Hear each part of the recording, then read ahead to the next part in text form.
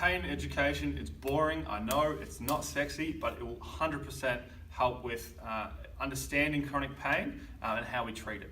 All right, so the first thing that I always try and cover is that pain doesn't have a great correlation to damage. There's a very famous study that looked at 100 spines. They scanned 100 spines.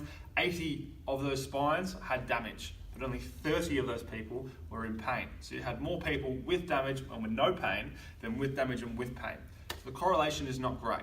All right, and the reason for this, probably the best place to start is the definition of pain. It's an unpleasant, emotional, sensory experience. All right, so targeting on that word sensory, you heard me emphasize it, and there's a good reason for that. It's because our brain is incredibly diverse and has lots of different areas that control lots of different things.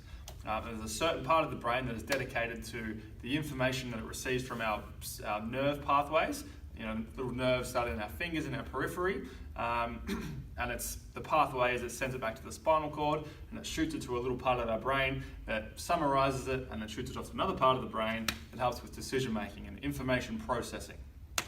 All right, so a great example of all this sciencey stuff is to think about when we have touched something really hot or stepped on something really sharp. I'm sure everyone's had this sort of experience, and you do this thing straight away. It's almost like a Jedi quick reaction. We're very surprised at how quickly it happened. The reason for that is that our sensory organs, our sensory tissues in our fingers or in our arms, say we touch something, sends that, this is very hot, sends that information to the spinal cord, goes straight to the thalamus. Thalamus goes, okay, yep, there's a fair bit of heat down at the tissue, near the fingers, sends it to the processing part of the brain. Brain goes, okay, yep, we know that heat is bad, heat causes burning, burning is tissue damage, get him away from that.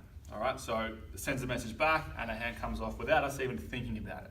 So that sort of is a really good story or analogy to show that pain isn't a conscious thought. It doesn't come across our brain, oh, I'm in pain, or I'm not in pain. You can't affect it that easily, that quickly, okay?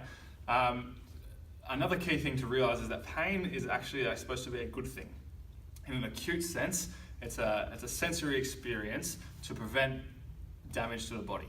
All right, so in that heat analogy, it's sensed change in what's considered normal, sends that to the brain, and the brain goes, okay, that's a bad thing, let's get you away to stop you from damaging, all right?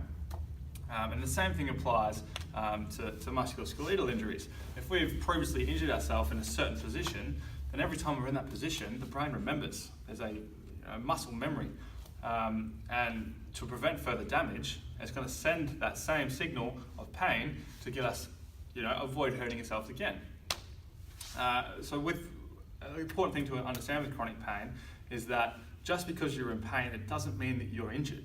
It just means that your sensory pathway is sensitive to that movement because we've had injury or damage there before. All right, so it's completely reversible. We can get around this, and it's a bit more complicated in how we go about it, but basically, we're trying to use exercise to re-establish some confidence and trust in those movements, to trick our processing brain and our sensory pathways that it's not dangerous anymore. And we know that it's not. After 3 months, damage is generally healed. All right, so take home message, pain doesn't equal damage.